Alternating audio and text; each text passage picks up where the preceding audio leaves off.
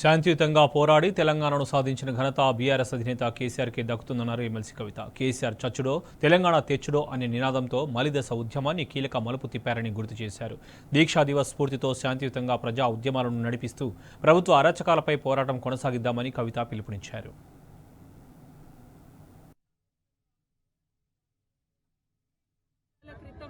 శాంతియుతంగా యావత్ భారతదేశంలో స్వతంత్ర సమరం తర్వాత భారత స్వాతంత్ర పోరాటం తర్వాత శాంతియుతంగా జరిగినటువంటి పోరాటం ఏదైనా ఉన్నదా అంటే అది తెలంగాణ పోరాటం మాత్రమే. ఆనాడు గౌరవ కేసీఆర్ గారు తెలంగాణ సమాజానికి మొత్తం ఒక పిలుపునివ్వడం జరిగింది. ఒక రాజకీయ పంథాలో శాంతియుతంగా మనం పోరాటం చేద్దాం. ఓటు ద్వారా రాజ్యాంగం ఇచ్చినటువంటి హక్కు ద్వారా అంబేద్కర్ ఇచ్చినటువంటి ఆర్టికల్ 3 అనేటటువంటి ఒక ఆయుధం ద్వారా మనం తెలంగాణ సాధిద్దామని చెప్పి వారు శాంతియుతంగా ఆనాడు బయటకు వచ్చి తెలంగాణ ప్రజలందరూ కూడా ఇన్స్పైర్ చేయడం జరిగింది.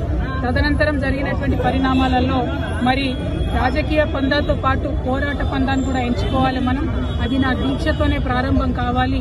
కేసీఆర్ చచ్చుడో తెలంగాణ వచ్చుడో అనేటటువంటి నినాదంతో 15 ఏళ్ల కింద కేసీఆర్ గారు దీక్ష చేపట్టినటువంటి రోజు నవంబర్ 29.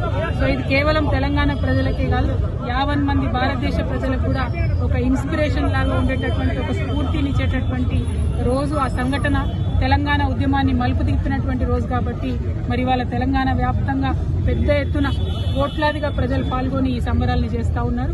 ఇవాళ టీఆర్ఎస్ భవన్ దగ్గర తెలంగాణలో హైదరాబాద్లో మేమందరం కూడా మరి ఉత్సవాల్లో పాల్గొంటూ ఉన్నాం. ఈ స్ఫూర్తి ఈ రోజు ఇచ్చినటువంటి స్ఫూర్తిని తెలంగాణ ప్రజలు ముందుకు తీసుకెళ్లాలి.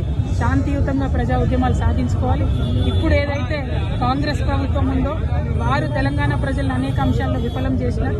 మరి ఆ ప్రభుత్వాన్ని ఎండగట్టడంలో కూడా కేసీఆర్ గారిని స్ఫూర్తిగా తీసుకొని శాంతియుతంగా ప్రభుత్వం మీద ఉద్యమించాలి, మన హక్కులు సాధించుకోవాలి.